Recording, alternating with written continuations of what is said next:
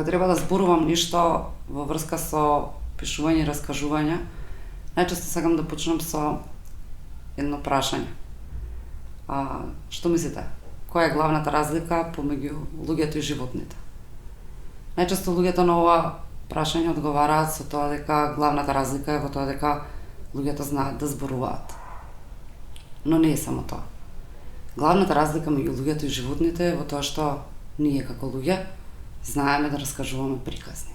И приказните ги користиме за да го пренесеме нашето искуство на останатите луѓе.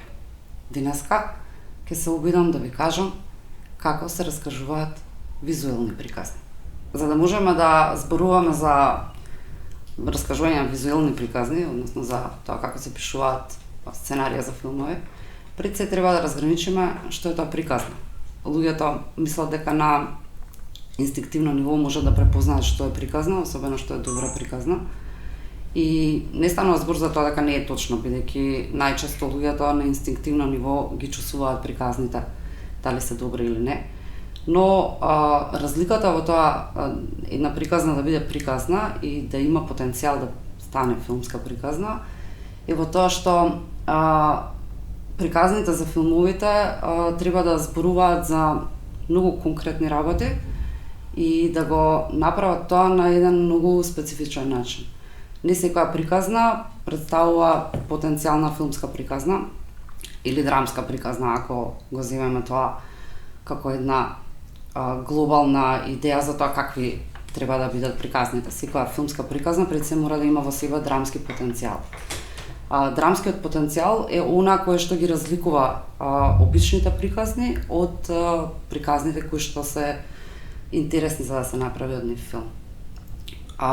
Ќе се обидам да направам, да ви дадам еден пример преку кој што ќе можете да го сватите, да ја сватите разликата помеѓу обична приказна, односно приказните кои што секојдневно луѓето ги раскажуваат, со приказната која што има потенцијал да настане од нејзин филм.